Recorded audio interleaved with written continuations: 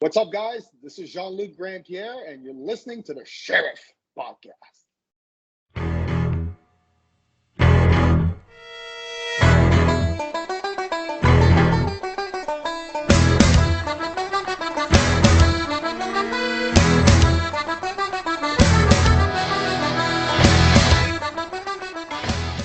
Welcome, everybody, to an exclusive episode of The Sheriff.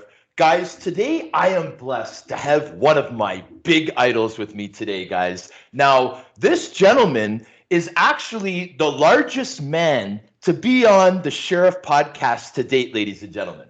Now, ladies and gentlemen, we have all heard the expression that size matters, or maybe you can't teach size. I heard that one a lot.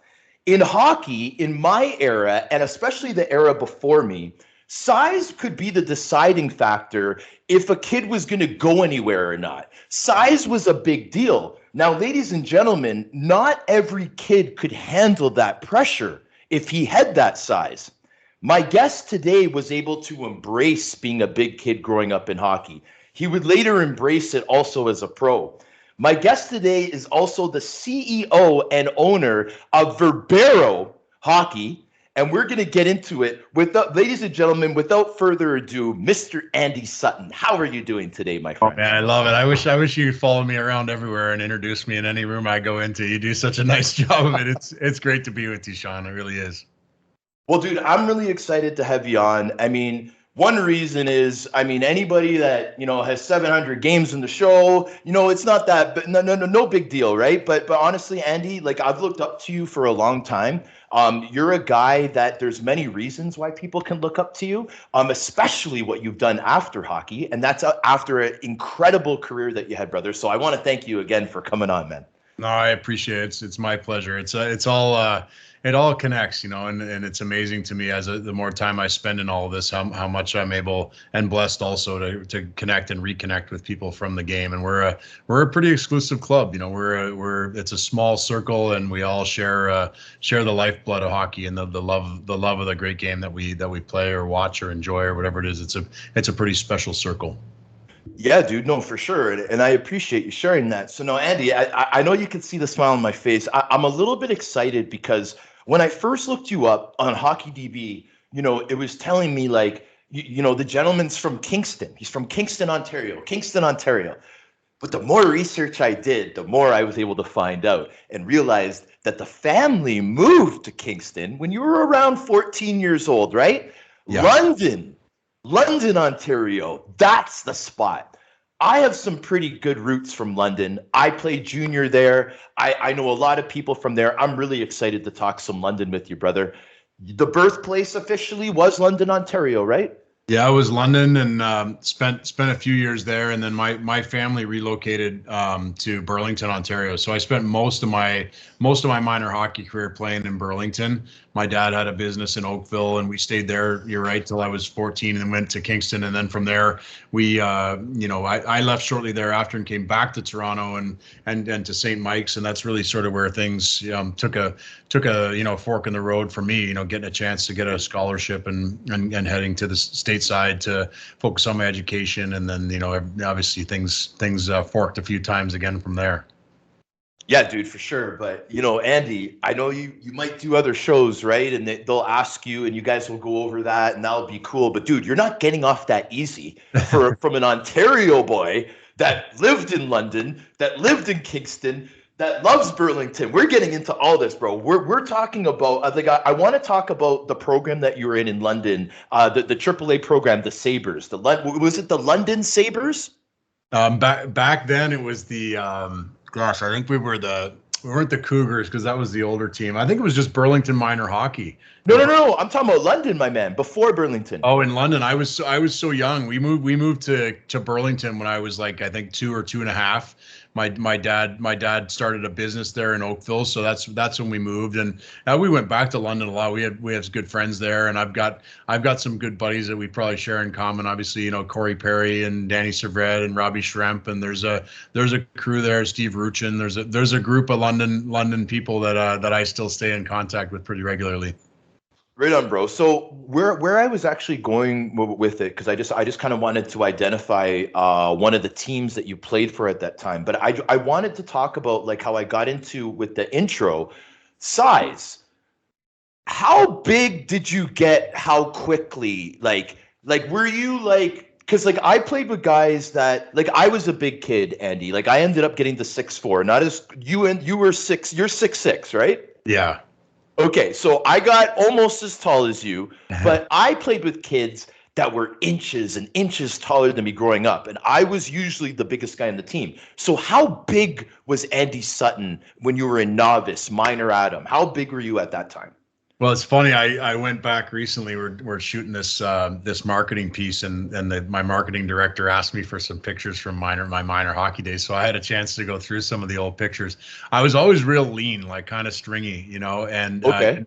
didn't really fill out until college. But I was definitely like a head taller than most guys. Like through minor hockey, I was definitely one of the taller guys. That all kind of equalized, and I went through a really tough spurt, and it's important, I think, for families to understand that, it's not all roses. I went through a really tough stretch there in high school where I was probably a little too gangly, and then I was a really late bloomer. And didn't really come into my own, and really got fortunate to get a scholarship and then have a space where I could go, really work on my game for 4 years. And I went into training camp at Michigan Tech at 6'6", 204 pounds, and I left my freshman year at like 238.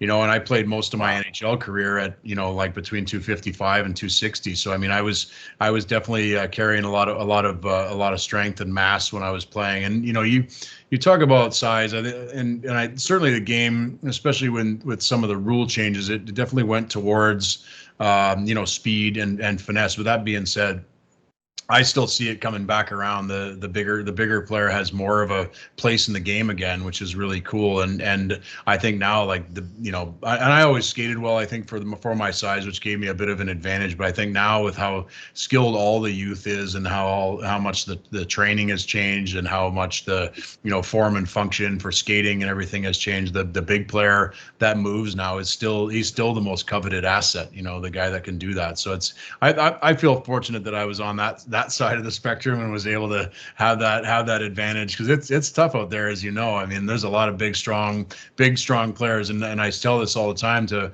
families or young people I talk to. It's a funnel. This trek that we're on to try to make it to the NHL. It's a funnel. It narrows ever more with every league that you go through.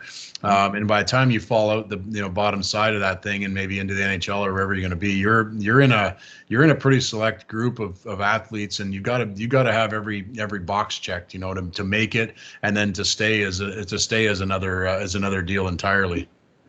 Yes, 100%. And what I find is that the journey to get there is so incredible, man. And like when I was reading about your journey, bro, like I went to St. Mike's, okay, as a student. I went there the first year that the OHL team, the St. Michael's Majors, was there, right? So it was like a pretty special time. Now, when I saw that the family moved out to Kingston, you played a couple years Tier 2 in Gananoque. Yeah, in Gananoque. I never made, for the listeners, like I never made my midget team. I got cut.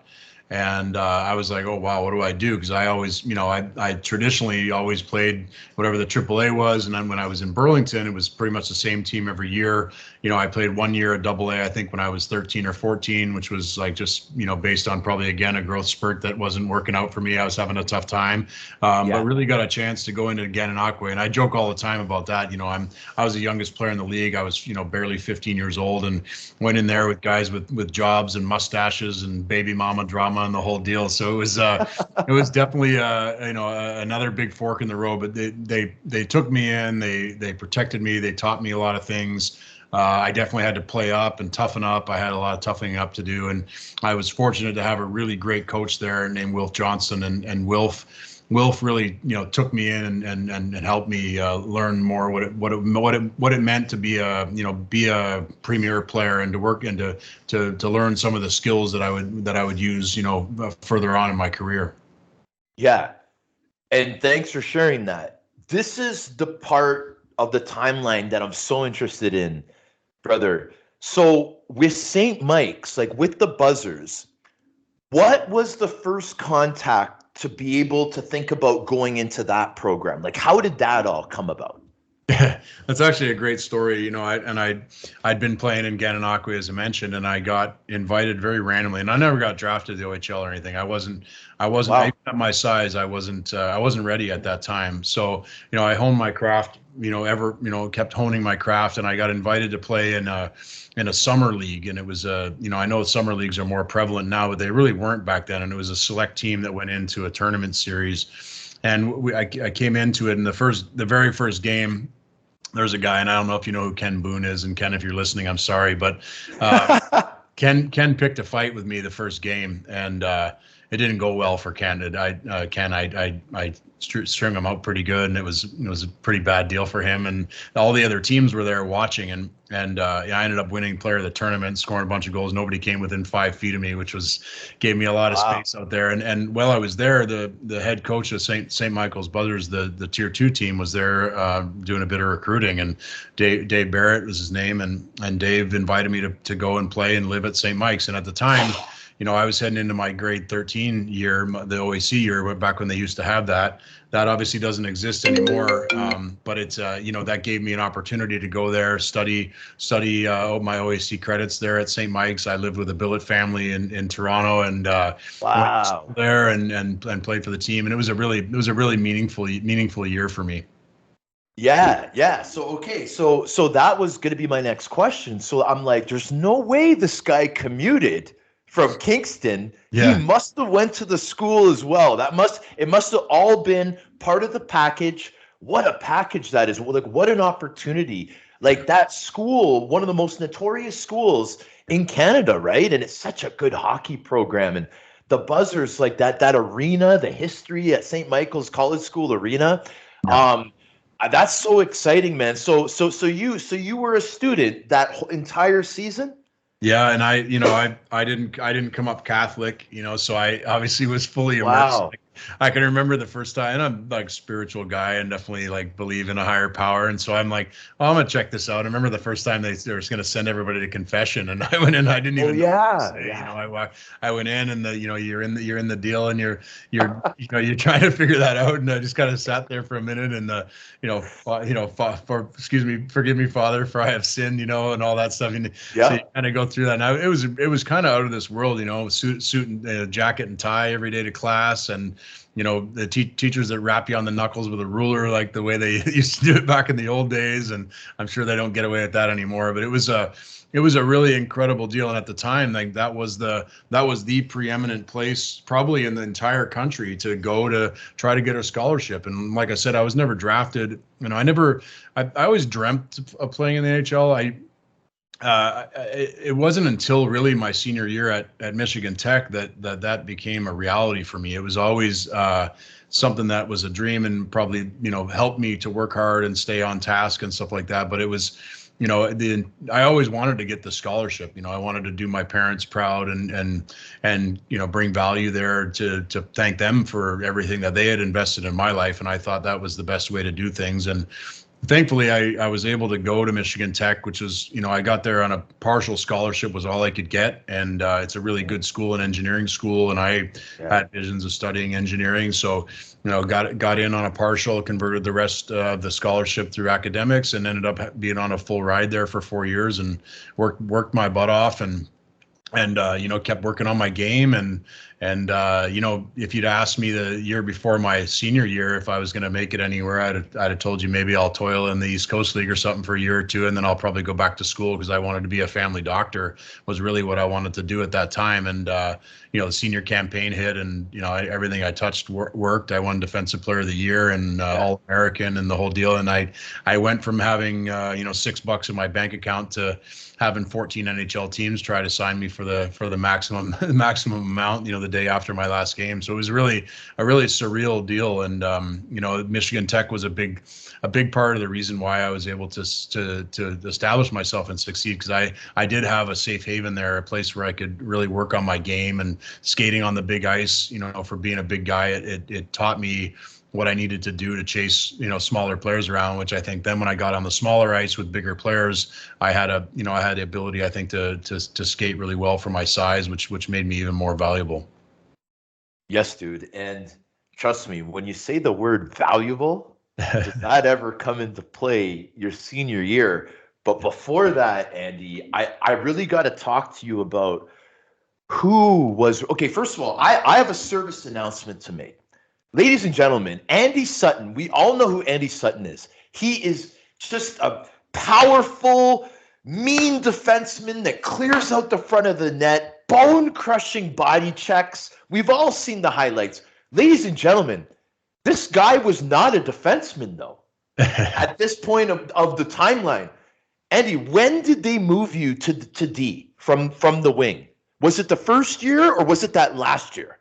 Well, I started as a defenseman in my minor hockey. So right up until I think I was like 10 or 12 years old, I was a defenseman, and I scored a lot of points as a defenseman. I don't know where the conversation became, hey, Andy should play forward, but somewhere along the line, I became a forward, and I got a scholarship to Tech as a forward at St. Mike's. So I was recruited as a forward at St. Mike's. And then I went in as a forward at Tech, and I had a relatively lackluster first year. The second year was going in a similar direction. At that time, it was the NHL lockout of 94-95, and Pierre Paget, the famous NHL coach and longtime ambassador of the game, came in and spent 2 weeks with our team. And at the time, Randy McKay and Jim Storm, who were in the NHL, practiced with our team. And when Pierre came in, he did an assessment on everybody, and when he left, my coach at Tech at that time, Bob Mancini, who's now the managing director, I think, at USA Hockey, called me in the office and said, "Hey, do you want to hear what Pierre had to say?" And I said, "Yeah, sure, absolutely." He said all he said was try Sutton at defense. And he looked at me. He said, "What do you think?" I was like, and in my mind, I'm like, well, things aren't exactly, flying for me here in this capacity. So yeah, let's go for it. I was up for the change and the challenge, probably, quite honestly. So I made the switch right away. I was put back on defense, and as you can imagine, I probably had a lot of struggles that year, and then I ended up having 14 surgeries over a 16-year period, and the first one I had was that summer, that year, my junior year. I had blown my shoulder out for the first time, and so that year was kind of a wash. And I had an opportunity because I was studying engineering, and I was very interested in pursuing my education because I really didn't think that hockey was going to be a career path for me. And I had an opportunity to take an internship with the U.S. Navy in D.C. The summer before my senior year, and for whatever the reason was, I decided to give it one last kick at the can. I'm like, you know what? I appreciate it so much, but I'm going to stay at school here this summer. I'd never stayed up on campus in the summer, and I trained as hard as I normally did, but I had a nice work-play balance. A few of my other teammates and buddies stayed there, so we had a lot of fun that summer. And I went into that senior campaign, and everything that I had worked on, everything that I had ever done in hockey, all clicked that year. If there was a goal that needed to be scored, I was on the ice. If there was a defensive play that needed to be defended, I was the guy out there. If there was a top player to play against, it was me on the ice, and it all aligned. Thank God, and really just was kind of a serendipitous event, quite frankly, and became the catalyst year for me to propel myself at the pro level. So I mean, it's all sliding doors. You never know what's around the bend, and you dealt with so many different variables and forks in the road, and thankfully that year aligned well and gave me a lot of access to opportunity. Yeah, man, and a lot of access, but a lot of stuff happened that year. Okay, so we're talking about the 97-98 season. So now, just so the listeners can understand, Andy was part of a top hockey program, a very good program. You could be a very good player and come in there and not really make a lot of noise, maybe not have big numbers, but you're a very good player and you did well. Andy did well, but his last season, he did incredibly well. The man had over a point per game. I'm just going to read it out, Andy. So in the 38 games, you had 16 goals as a D-man, 24 assists, 40 points in the 38 games. Let's add 100 penalty minutes so people know we're rough and tough on the resume too. Dude, it's so impressive. you improved every season. I love seeing that. I'm a stat guy, Andy. I'm the guy on the team that was the first guy to grab the stat pack in the visitors' dressing room, right? On the road. I was that guy. So I don't know what it is. I like looking at the numbers. I like seeing, like, the games played compared to this. I really like to analyze that. And like with you, like it's easy to see you improved every season. But I mean, your third year, you had pretty much the 10 points. The senior year, you jumped to 40 points, from 9 points to 40 points. Yeah. That's incredible, incredible, progress, brother. And as hockey players, we know, like that saying, look good, feel good, play good. We know how accurate that is, man. When everything is going good around us, our game starts to be better, right, Andy? And that senior year, dude, you must have had quite the setup, my man. Who's your roommate? Like, who is making you that happy that you're over a point per game, man, in Well, NCAA? you know what it is, Sean, honestly, and I get asked this a lot, and it's not about how hard I worked in the gym. It's not about what I ate or or anything else. It's a lot about mindset.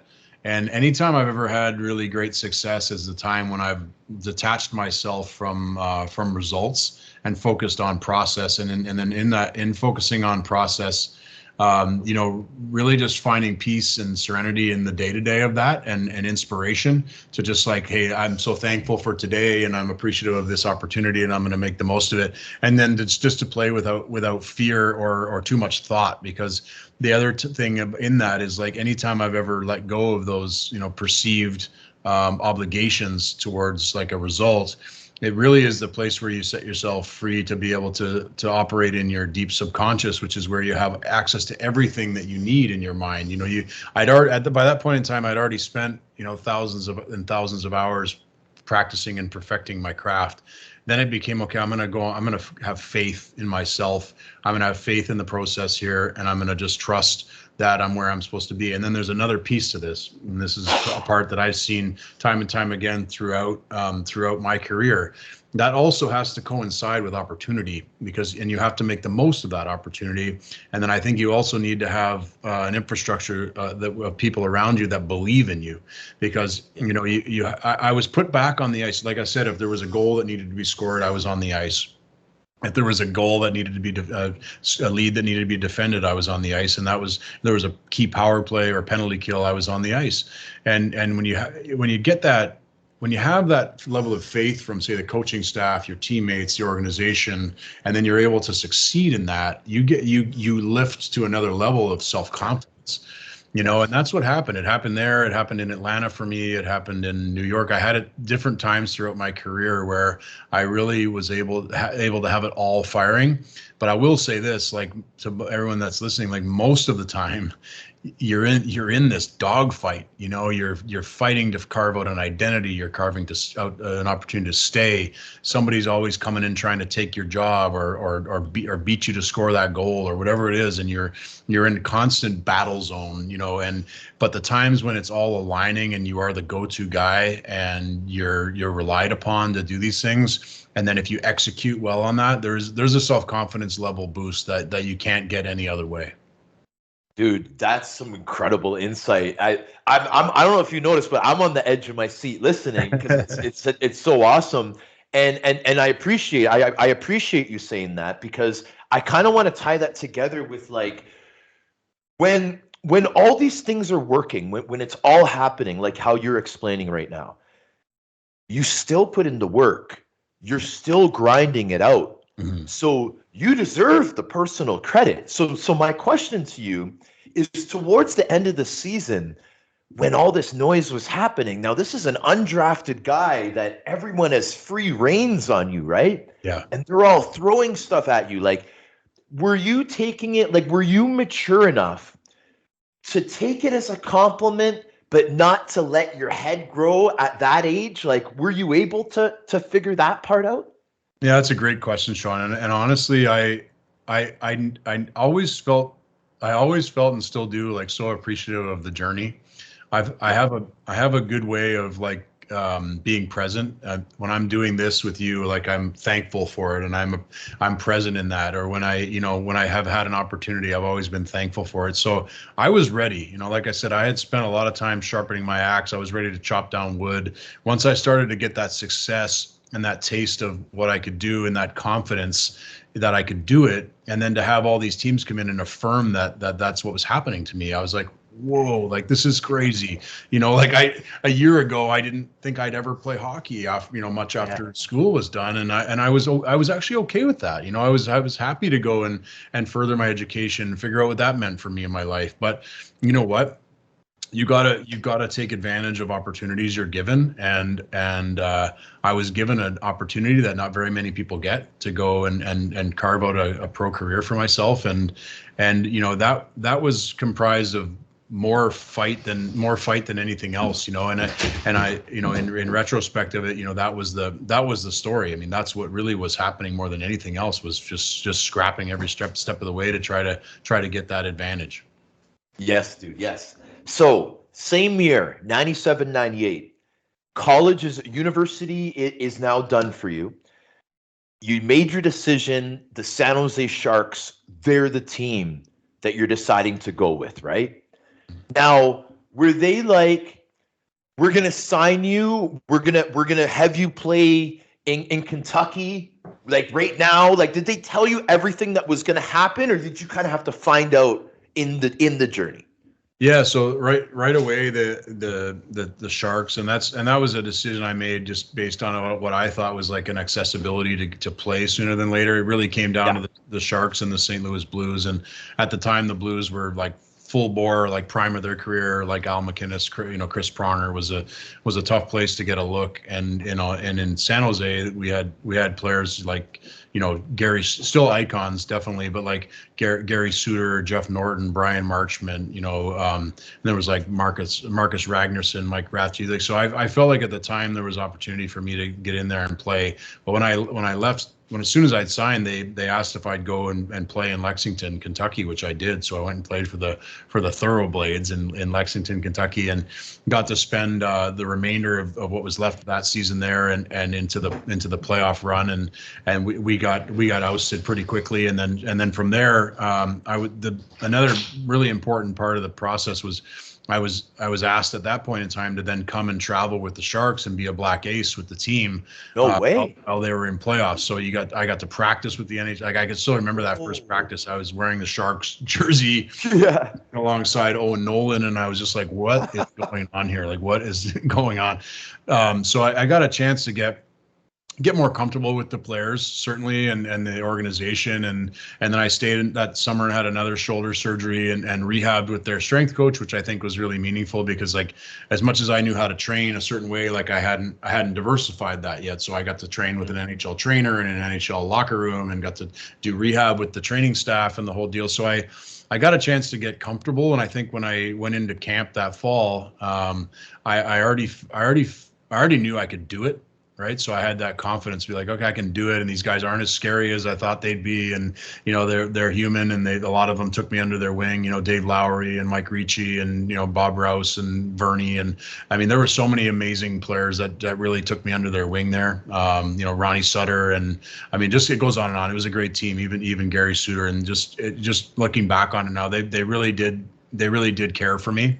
And then, from there, it was really, just a matter again of just fighting to carve out who I was going to be in the game, and I like you, I was big and strong, and I wasn't afraid to fight a bit. And at that time, like, they didn't even know I could do that. I mean, here they got the, defensive player of the year, defensive scoring leader in the WCHA, and then to come there and then to realize, like, wow, he can do this too.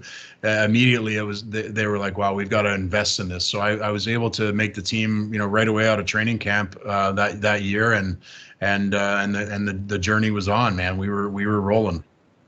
Yeah, dude. I was saying, like, again, before the recording, I'm looking at like the hockey DB.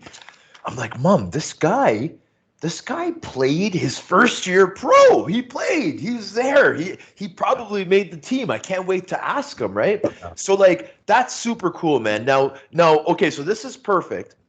the question that I have though is when you went to Kentucky after like in your last year university, finishing the season in Kentucky, I noticed the Pims, right? I noticed the Pims.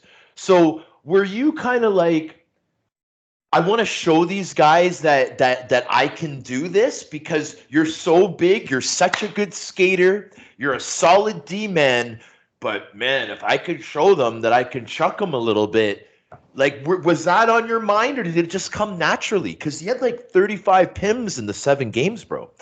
Well, I always had like a little bit of a chip on my shoulder, you know, and I always played with an edge. I never played in a league that didn't have face protection. So like, you know, Oh yeah. fighting wasn't at the forefront. You know, I didn't come up through, you know, OHL or something like that where it was commonplace. And I think for me, that was a gift because if I'd have gotten that at 16, 17, I'd have gotten killed and it probably would have really like finished my career. I don't think I would have been ready for it. You know, being big and you know, like if you're big and you're going to play hard and you're going to try to, you know, hit, and I used to hit to hurt. Like, I mean, they don't do that anymore, but I mean, when I hit, I would hit to hurt and I'd run around and I wasn't afraid to take anybody on, which was down the road was the reason why I think I was able to play against a lot of the top players in the game. But come with that, you've got to, and I always say, I was very quick to stand up for either my style of play or my teammates. And being big, you had to do that. It had to be part of the deal. And then I think that just bought me like a little more space out there. It gave me another way to differentiate myself and entrench myself in the game, carve out a niche that was mine. You know, further along that became, you know, shot blocking and penalty killing and, you know, real defensive minded play. You know, but there's that piece and I, you know, I had to reinvent myself a lot through the course of my career. I really did. Like every team had different setups and you had different roles and responsibilities and you want to be a team player. And of course, you always want more responsibility, but you know, you've got to constantly be willing to reinvent yourself and figure out the ways in which you can navigate to have a core solidified position with whatever team you're on. And I, you know, I had to do that from time to time. So there were times when I had to fight more. There were times when I had to score more. You know, there was one year in Atlanta, I think I had 7 power play goals and a shorthanded goal in one season, you know, which is crazy looking back on it now that I was able to do that. You know, a couple of weeks, I was the highest scoring defenseman in the league. And you know, and that wasn't my predominant role for most of my career. Most of my career was like a, you know, shutdown defenseman and, you know, hard nosed to play against, kill penalties, you know, block a lot of shots and try to make the night miserable for the opponents. Yeah, dude. So I'm going to add to this a little bit because you're an extremely humble gentleman. Okay. So first of all, Andy Sutton, just so you know, because I'm a hockey guy, I'm a fan, I'm a former player, but I'm a fan at heart. Andy Sutton is one of the most feared body checkers in NHL history. When a forward would look up and see whatever team you were on, if it was 45 on Atlanta, we got 42 on Minnesota, 5 on Ottawa. If Sutton was coming, I'm telling you, Andy, it was lights out, man. The guy would have to brace to be like, you know, having the smelling salts in the dressing room. Guys feared it when you stepped up to make those hits, buddy. You made your mark on the league. To a fan, you were so entertaining to watch, brother. It was like, you know, like when the kids these days, they all play Nintendo, right? They're all on the PS2, PS10, whatever they're at now.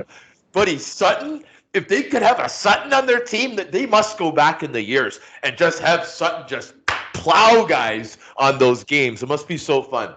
But in all honesty, bro, one of the most feared body checkers of all time.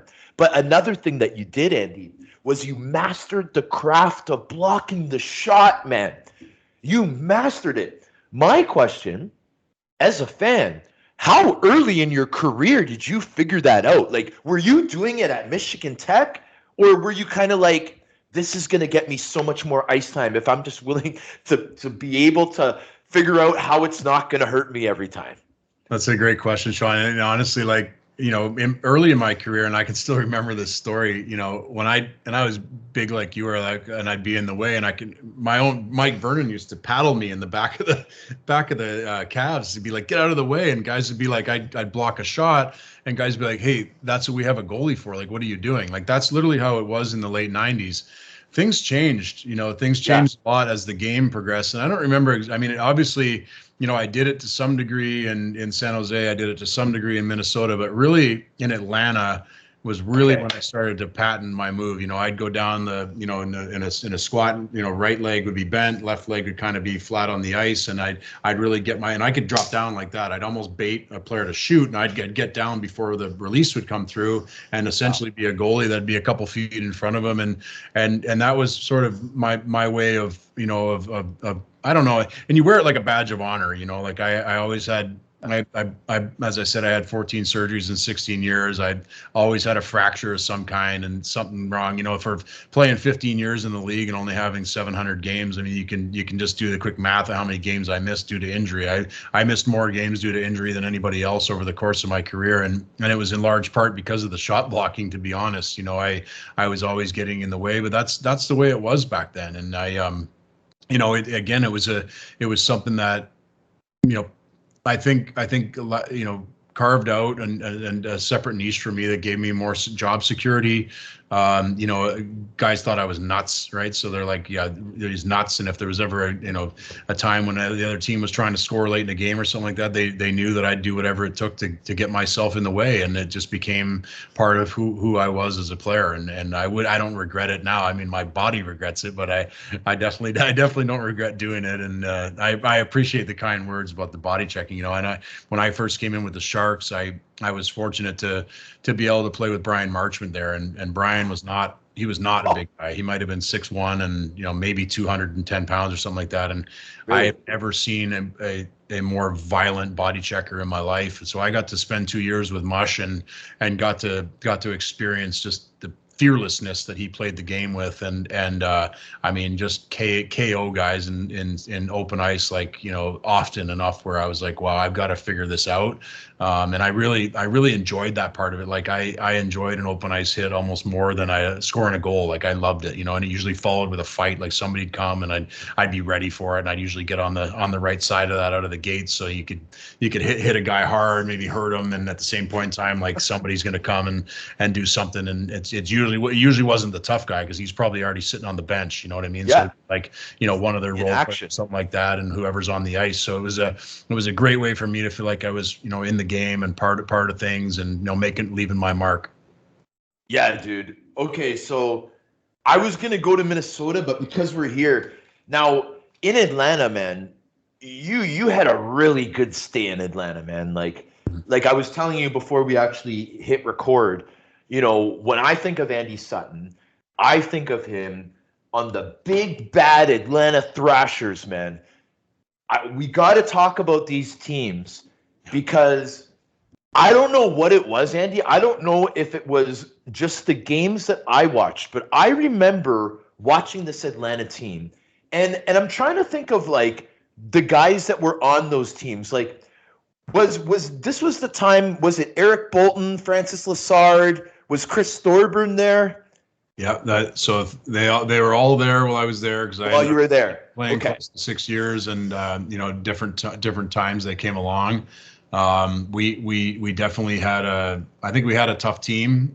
Certainly we had a tough team, and it was a wonderful place to play. It was really the space where I carved out my name, I think, fully and officially, because I think prior to that, the first 4 years I'd toiled around and kind of hadn't found my spot. Minnesota they tried to turn me back into a forward in Minnesota. I actually went in and asked for a trade after Mike Ramsey told me I'd never be a defenseman in the NHL.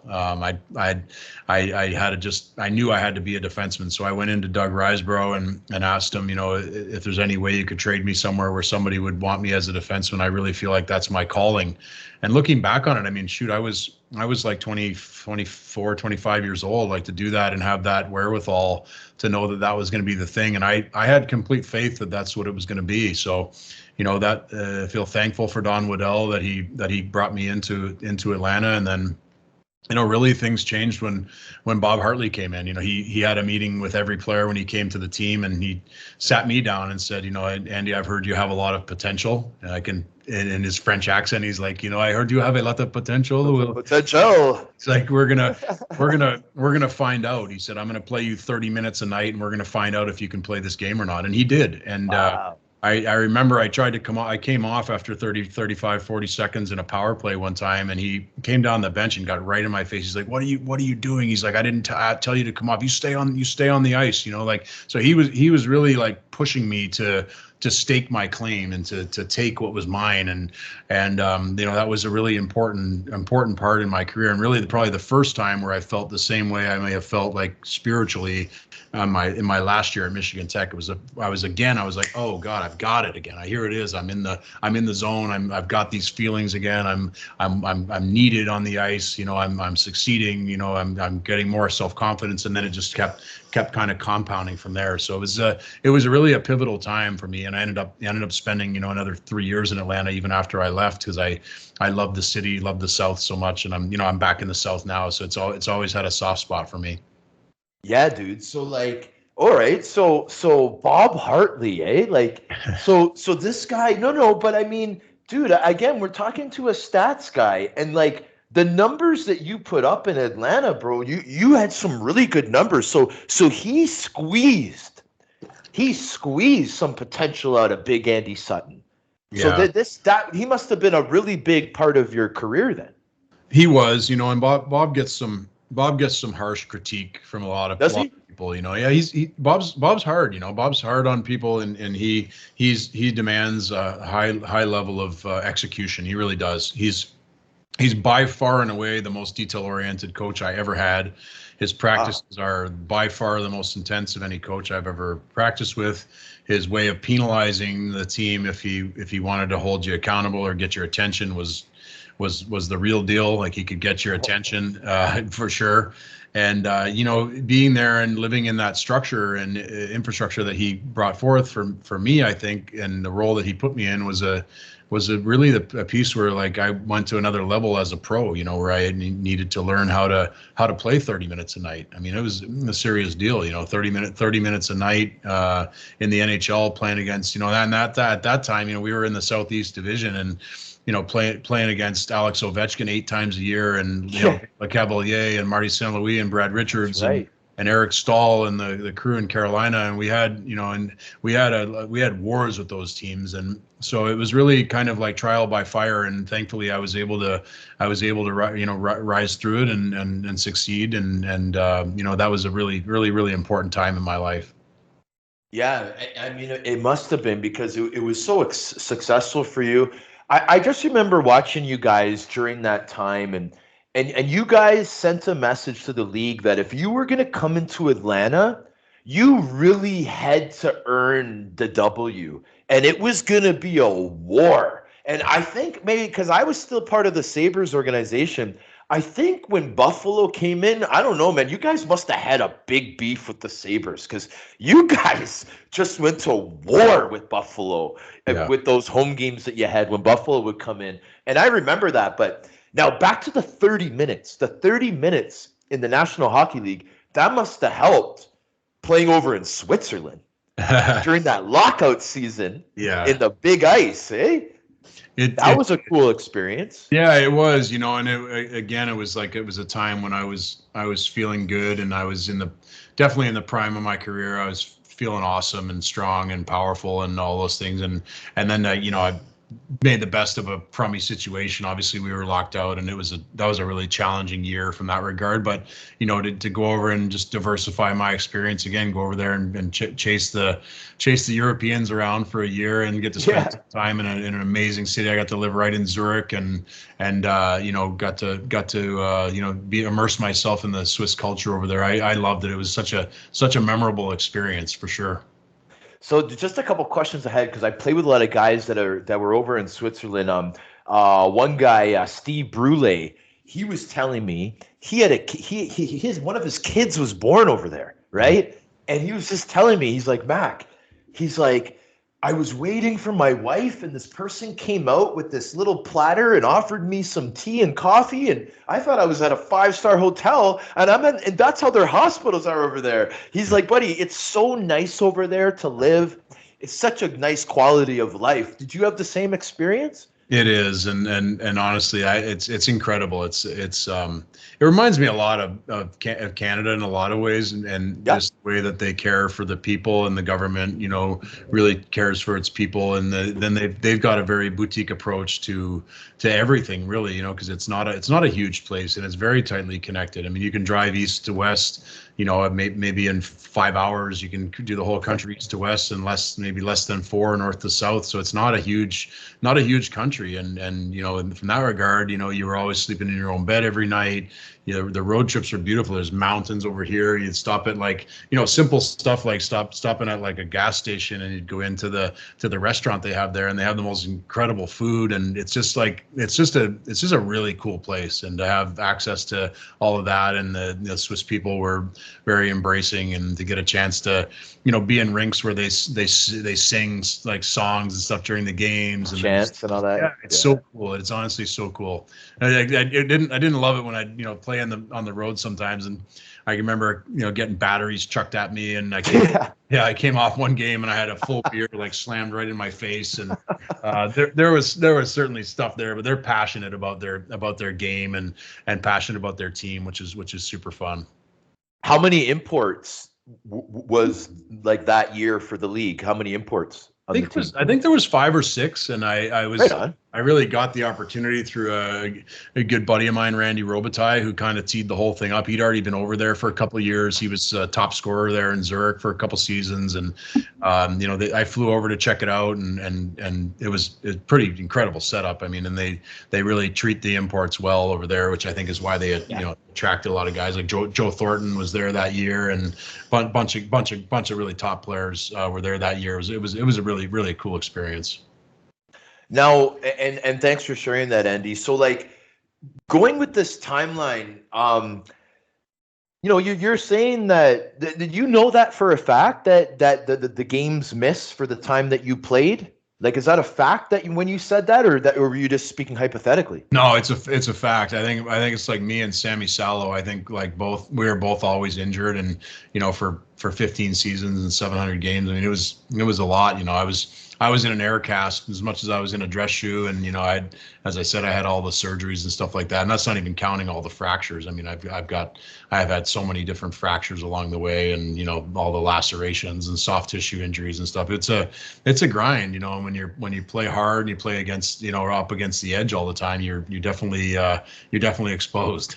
Yes, of course. But okay, so what I wanted to add to that was okay, because I'm looking at the seasons here, Andy, and I guess what it is, I mean, the fact that you were so consistent and able to play for so many seasons, that's the only way that little stat comes in, bro, because it's pretty consistent. Like your last 5 years that you played, it's pretty consistent. Like playing the majority of the seasons and so on and so forth. I think it's just because you play for so long, brother. Not too many guys stuck around for as long as you did, my man. So if you add all those years and the time that you missed, it might add up to a bit, but that's an accomplishment kind of in itself that you're able to let it go for so long. And and no problem, but even to add to that though, Andy, I bet you if there was a stat for how many games you played when you could have been on the IR, that may have been another record, because I know you played through some injuries, man. I know you shot blockers, man. You guys are, and like you even made a comment, and you were talking about hockey people. Guys thought I was nuts. They knew I would sacrifice my body. Buddy, another conversation I'll let you in on. I'm like, Mom, this guy's known as like a shot blocker, Mom. So like this guy was the guy in the team that would get that shot block at a crucial time in the game, and the whole bench would be going nuts, and some people in the stands wouldn't even understand why is the team going nuts? Well, this guy just blocked a shot with his friggin' forearm, and if his forearm wasn't there, it would have hit his cheekbone.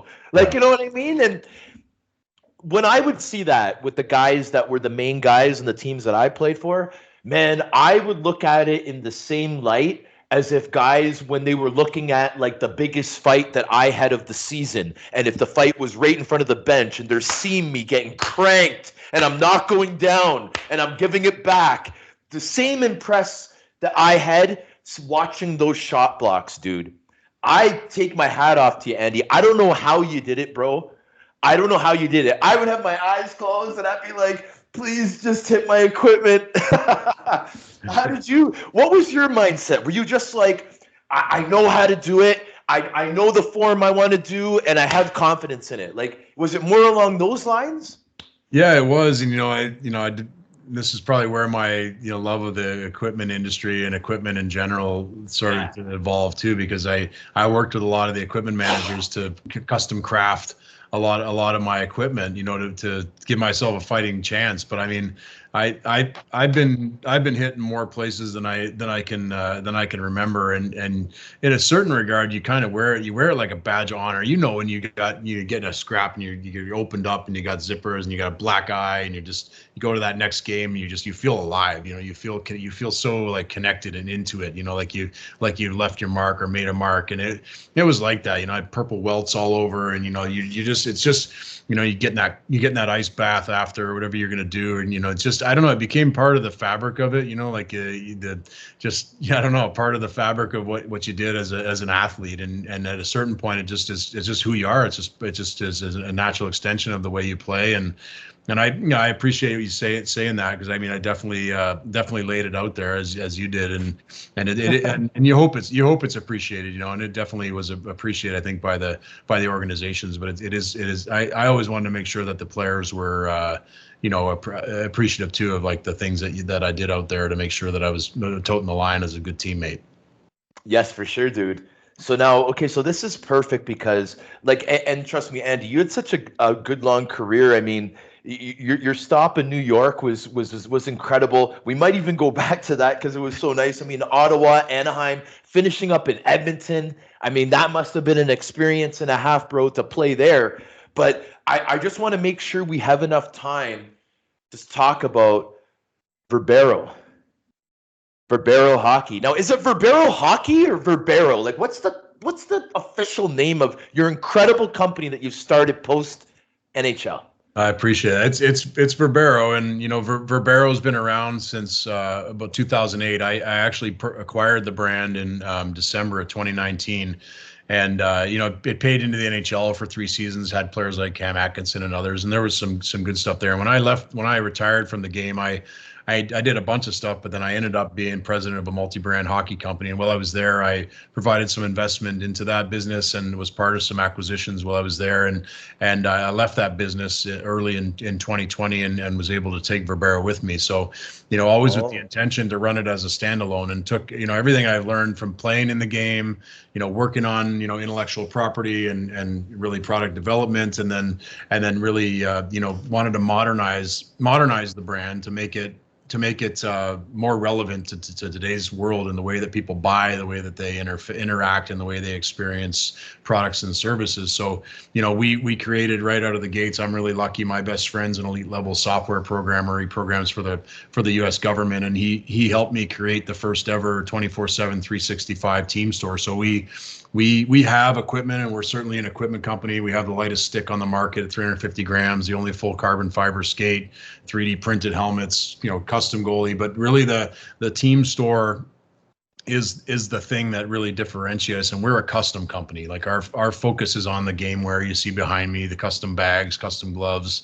custom sticks, that type of stuff. And so we created this team store software. We can turn these things on. They're available 24/7 365, not like a pop-up store. They're a full hockey store by a hockey company, which has really been well received. And then really the other thing that we did, we obliterated the status quo with regards to sales. Like the traditional market, reps get, say, a territorial exclusivity, and then they have, put it in perspective, Bauer had 50 reps worldwide pre-COVID. We just crossed the 400 sales rep threshold, and we let our sales reps sell anywhere to anyone. We let them build their own sub rep forces. So we're partnered with a bunch of elite podcasts, as an example. We're partnered with elite prospects, all kinds of training academies and hockey schools, companies like the Coaches Site and Coach Them, 44 Vision, top associations. We've got our sales reps are single mothers, they're program directors, they're coaches, they're ex-pros. We've got about 30 ex-NHLers, about 35 PHPA members, and about 20 of the top women in the game that are part of our sales staff. And then really, like, we let as I said, we let our reps sell anywhere to anyone, and then we let them build their own sub rep forces so they can work with their best friends and colleagues to create a business inside of my business. And that's gone really well. We've grown exponentially in the last 2 years. It's been really incredible, and the network that we've created has become the most incredible family to me. Our group has become the locker room environment that I missed so much when I left the game. Like we do a lot of these types of calls where the team comes in and we all connect and work together really to close these deals and to try to succeed as a group. Same way we did in the past on teams. It's just a different team with a different result, but it's the same thing. I can still be a leader. I can lead by example. I can try to always create programs and products that are inspiring to people. And then it's really all about connectivity. So we connect with everybody on this stuff, and anybody that's listening that wants to be part of the team, they can reach out at team@verbero.com if they want to find out more about our sales team. Sean, if you want to get involved and use this through the pod to have another revenue stream for you, we should talk offline. I'm definitely getting involved, brother. And you listeners, you guys better have a pen and pencil, write this info down or just replay it. Play back 15 seconds. Well, we tripled the industry standard commission rate too, where versus the status quo of the other brands. And I say this all the time, like we pay really, really well for introductions. And that said, once the introductions come in, we essentially do the rest. We've automated the order process a lot like you see in the US here with DoorDash or Uber Eats. Like if a custom order comes in, automated notifications are created for the customer base all the way from start to finish.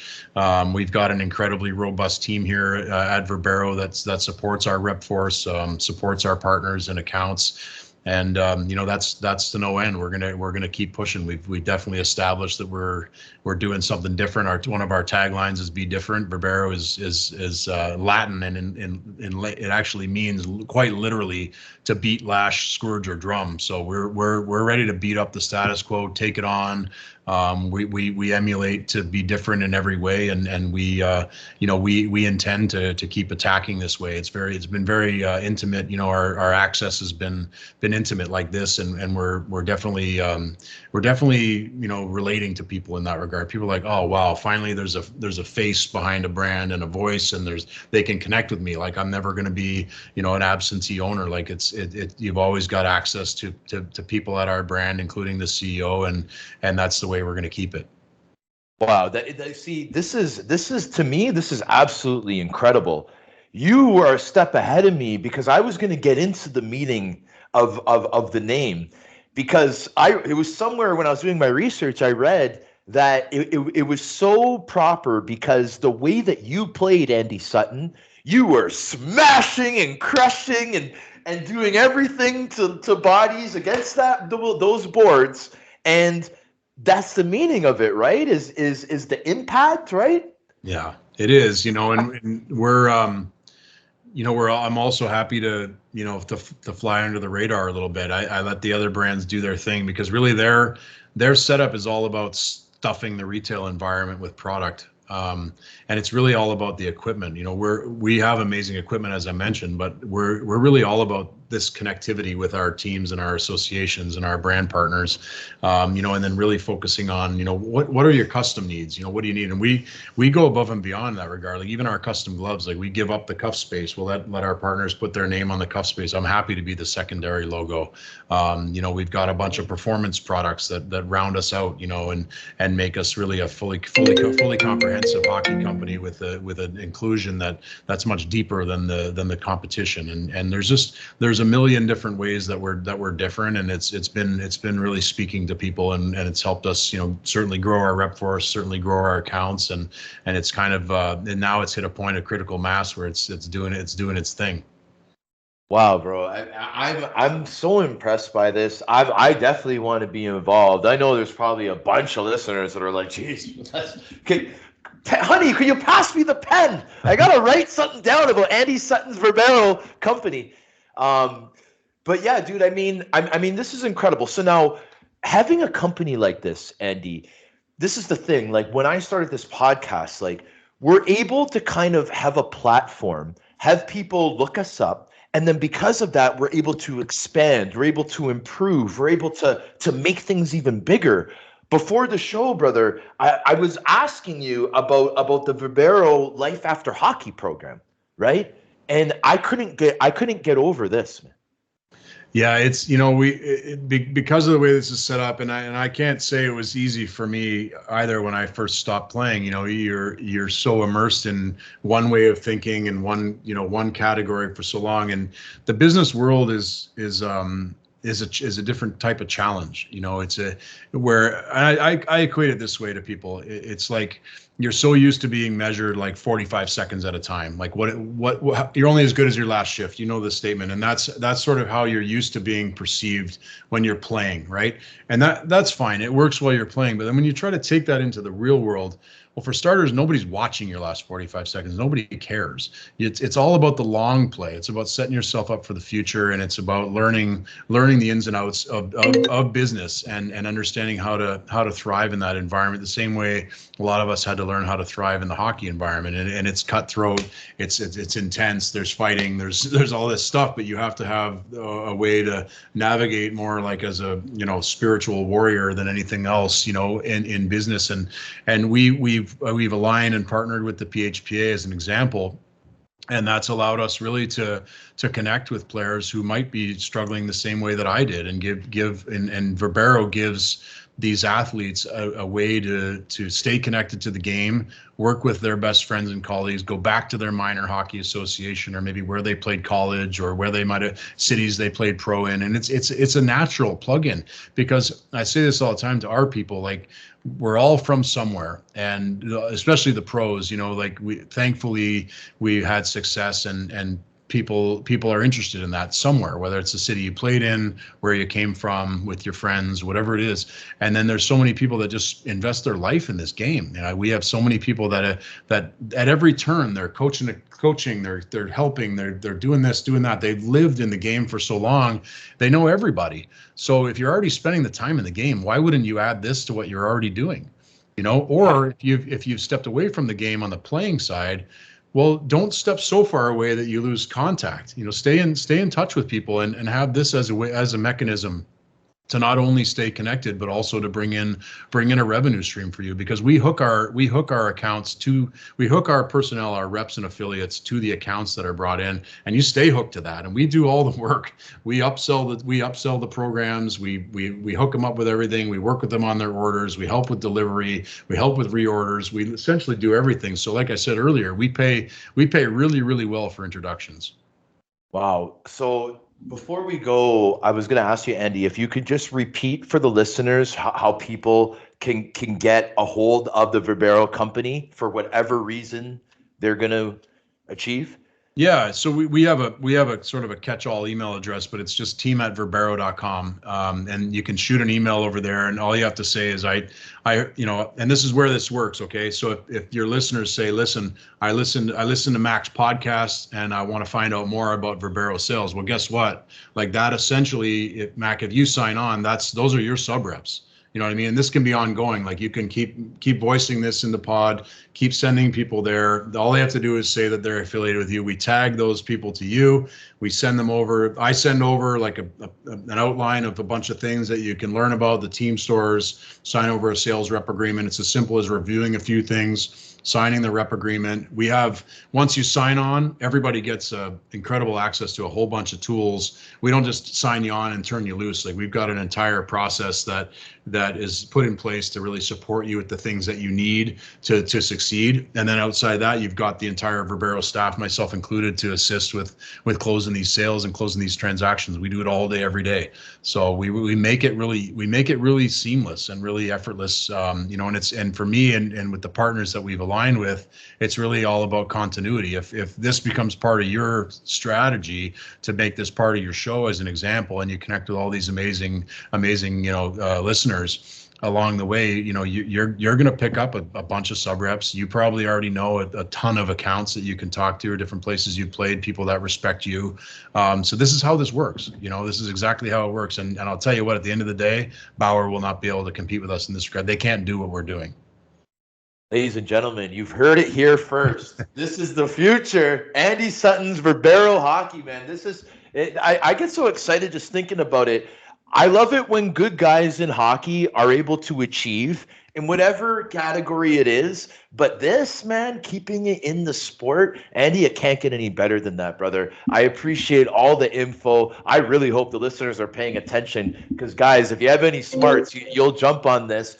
We're going to ride this crest of the wave. And we want to be involved with good people like Andy anyway. So I want to thank you for all that, brother. I want to thank you for all the stories. Man, this was such a fun episode for me, Andy. You being one of my idols. I hope I get to work with you at any capacity, buddy. So this would be incredible. Likewise, yeah, man. You have amazing energy, and you're exactly the kind of person I want to work with. You know, it's like I see so many ex-athletes, and we have such a commonality in our intensity, right? And we're a lot more intense than a lot of people understand, I think. And there's not always a place for that in the business world. But you know, you have a gift, and you're doing a great job, and I'd be honored to go shoulder to shoulder with you any day, buddy. Awesome, buddy. And I'll give you that $20 bill that I promised for that comment. Okay, buddy. Thanks. No, I appreciate it, buddy. And I want to thank the listeners for tuning in to another episode of The Sheriff featuring special guest Andy Sutton, the most feared body checker in NHL history. I'm saying it right here, guys. We'll see you next time, ladies and gentlemen. Woo!